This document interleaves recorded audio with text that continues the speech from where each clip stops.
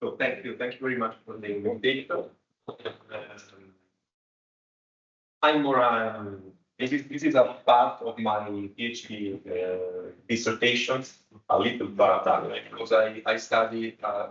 My thesis was a comparison between the housing policies in Portuguese Estado Novo and in fascist Italy during the mid-30s and the end of the World War II. Specifically, the case of Rome and Lisbon, because they are the capital. So, since in this intervention, I will speak just about the Portugal case instead. Since the late 19th century, Portugal had been undergoing a deep housing crisis, one that was never truly brought under control. For this reason, already at the time of drafting the new constitution of the Estado Novo, the regime made a point of working to find solutions that would meet, on one hand, the real housing needs resulting from the crisis, and on the other, the regime propagandistic ambition of urban modernization in Lisbon, a city invested with the symbolic role of capital do Império Português. In this context, we will examine the two main solutions adopted by the Estado Novo: the bairros de casas económicas, which mean economic housing, and those made up of casas desmontáveis, which mean, I don't know in English, but desmontáveis means it's a temporary disassembled. Disassembled. Yes, disassembled. Both were significant initially that shaped the urban fabric of Lisbon, and in the case of the casas económicas, also the major city of Portugal. So I skip the part with the resume and the motivation why Estado Novo took power in Lisbon and Portugal in 1933, because we don't have time.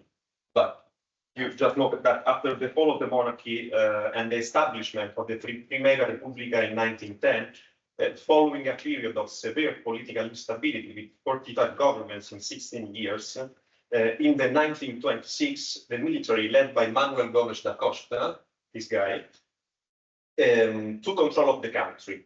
After a few years in power, realized that their inability to effectively govern the nation. So the military turned to Antonio Oliveira de Salazar and asked him, please rule the country. Salazar was a professor in economic studies, so perfect for cure the dramatic state of the Portugal after the First World War. He became prime minister in 1932 and initiated the process that the following year led to the ratification of the new constitution, marking the beginning of the so-called Estado Novo. This political turbulence also had a significant repercussion on the Portuguese society. Cities were changing rapidly. Since the 1890s, marked a turning point in urban development. Lisbon and Porto, the two main urban centers of Portugal, were by the end of the 19th century composed of approximately one-third rural origin populations who had migrated to work in the emerging industrial sector. This rural to urban migration generated a high demand of new housing.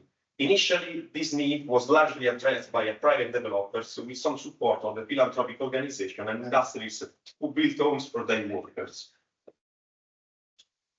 Lisbon and Porto developed different strategies to cope with the housing problem. Until the end of the 19th century, in Porto, the housing options of working class and lower income population were essentially two: occupying old buildings or constructing new housing known as ilhas.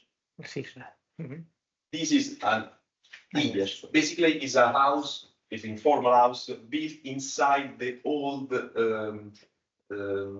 building of the aristocracy. I don't know, the chiostro in Italian is the patio or cloister, yeah, patio. Patio is the other solution, but it's typically of Lisbon. In Lisbon, by contrast, the industrial growth brought with it an increased demand for labor, which in turn intensified the city's urbanization process. Even in the capital, the housing initially remained largely in private hands. It's like this. In Portugal, they call this process paternalismo patronal. So the owner of the fabric, of the factory, building houses for the for the people that work for the family. So it's a total private initiative. Main ability to contain the housing crisis led both the government and the population to adopt new strategies, like the village, like this, the IES, and the patios. Yes, patios are very similar to IES or village in Lisbon. It's basically house for the lower class, the working class. With the fall of the monarchy in 1910, the Republican regime was forced to reach compromise with the working class. In 1910, the government, the First Republic government, issued the first important document, the Lei do Inquilinato, is the law for the tenants. Yes. An attempt to respond to tenants' demands against landlords by regulating rental contracts and in practice freezing rents and hindering eviction. In addition, the Lei do Inquilinato actually slowed the construction of new houses. So the Lei do Inquilinato in 1910 did not have any effects on the city of Lisbon and Porto. Despite several and weak attempts, until 1933, the year in which the Programma de Casas Económicas of the Estado Novo was created, state involvement in housing promotion remained limited in scattered and relatively ineffective initiative. After the interlude of the Ditadura Militar, in 1933, the new constitution was enacted, marking the birth of the Estado Novo under Antonio Oliva and Salazar. The failure of the previous housing policies led the new government to commit more seriously to addressing the housing problem. Lisbon, in this regard, was the city most in need of intervention, both due to the actual necessity and because the capital had to serve as the showcase of the regime. I don't know if it's clear the showcase city is. Okay. Reinforcing the ideology of the capital do imperio. So it's important because Lisbon needs intervention, but also needs propagandistic intervention, because Salazar wants Lisbon to be the capital do imperio and legitimizing its narrative through the myth, of the colonial Portugal, the empire of Portugal, and so on. For this reason, the new constitution includes foundational decree for the new program, the decree law 23052 of September 1933, that authorized the government to promote the construction of the Casas Económicas in cooperation with the Câmaras Municipais, administrative corporation, and corporate bodies. Remember that the Estado Novo has an economic system, a type of economic system called corporatism, like fascist Italy. This partnership made it clear that, unlike previous effort, the state now controlled and monopolized the initiative. For the first time in Portugal, the state controlled the housing policies. The houses distributed under the resolvable ownership regime were intended for employees, workers, or other salaried individuals, members of the national syndicate, civil servants, military and civil personnel of the states, and the Câmaras Municipais. The Ministério das Obras Públicas, the Ministry of Public Works, was responsible for a construction, overseeing all technical aspects, design, utility connection, and urban development works. A new society, the Casas Económicas, was also established within the Direção-Geral dos Edifícios e Monumentos Nacionais, and the Subsecretariado de Estado das Corporações de Previdência Social managed the social and economic dimension of the program, and doing tasks such as approving housing distribution plans, supervising inheritance and property transfer process, and covering insurance treatment. Basically, this is the process. The construction is under the Ministério das Obras Públicas e das Comunicações, and the management of the people that ask for the house is under the Subsecretariado de Estado das Corporações de Previdência Social. And the money went from the Fundo das Casas Económicas in cooperation with the Caixa Geral de Depósitos, which is the main bank in Portugal, was the main bank in Portugal. Economically, the Câmaras Municipais were responsible for land expropriation and for building the necessary infrastructure and road network. According to the decree, there will be two housing categories, Class A and Class B, based on the applicant's family's income. In line with the regime conservative ideology and the centrality of the family in the Estado Novo discourse, each class was further divided into 3 types. In each class, this is a quote from the decree. In each class of houses, there shall be 3 types. One specifically intended for couples without children, another for couples with a small number of children of the same sex, and another for couples with children of both sexes or with numerous children of a single sex. If the family was a pillar of Salazar's ideology, so too was its ruralist and generally anti-urban worldview. Salazar was deeply hostile to vertical and intensive housing solution, idealized the small independent home. In contrast, he viewed apartment as source of promiscuity, revolution, hatred, where the individual is simultaneously transformed into a mess. However, the virus because economics were often built in the suburbs, in the periphery of the consolidated urban fabric, mainly due to the high cost of the land in the central areas, but also because by design and in line with the regime ideology, the initiative was marked from the start by a concern of social, geographic, and residential segregation. In the capital of Lisbon, the program built 622 houses between 1933 and 1940 across 3 new neighborhoods, Alto da Ajuda, Alto da Serafina, and Belém. During the same period, 2,178 housing units were built nationwide under the decree. Beginning in the mid-30s, the imperial ideology of the Estado Novo gained traction and culminated in the vision of Lisbon as the capital of the Imperial Portuguese. In this context, a turning point was the 1938, when the engineer Duarte Pacheco was appointed president of the Câmara Municipal of Lisbon. Duarte Pacheco was a key figure in Portuguese urbanism. He's a professor and director of the Instituto Superior Técnico, a former Ministry of Education and Public Works. Pacheco was well acquainted with the city's issues and perfectly embodied the type of leader that the regime wants for the capital, a profile capable of implementing the authoritarian and centralizing model of the Estado Novo. Although this presidency lasted just 5 months, it was marked by intense urban planning activity. In 1938, he sponsored the decree law number 28912, or the decree of the Casas Desmontadas. The decree authorized the construction of 2,000 new casas económicas and 1,000 casas desmontadas in the capital. This is specifically for Lisbon.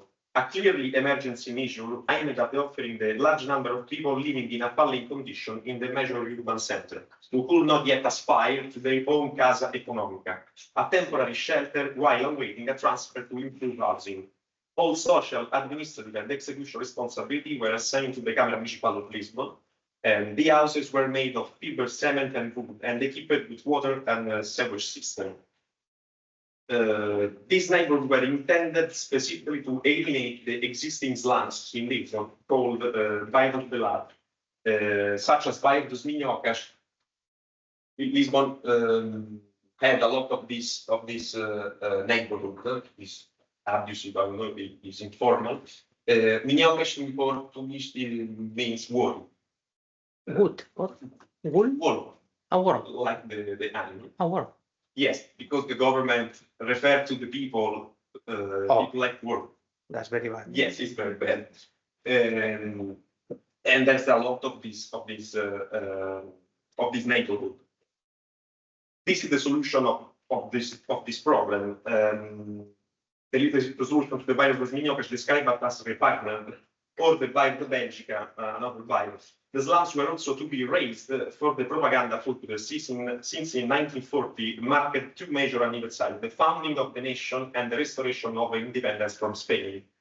Rents were considerably lower, ranging from 30 to 50 escudos per month. In 1938, the Bairro Quinta da Calçada, this is Quinta da Calçada, was built, followed by Bairro da Boa Vista in 1939. However, the program was quickly discredited to the provisional name of the housing, the poor quality of materials, and the significant social, financial, and urban management challenge.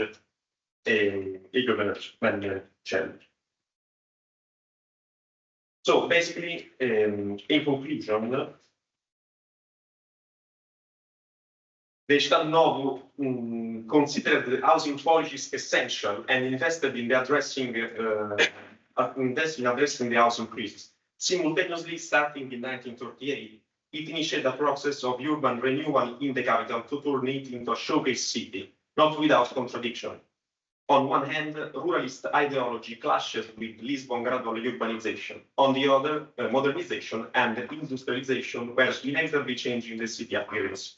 Housing forms and the need to contain modernist architectural trends were prioritized for the regime, which sought to re-Portuguesize the nation, exerting tight control over the population, territory, and social customs.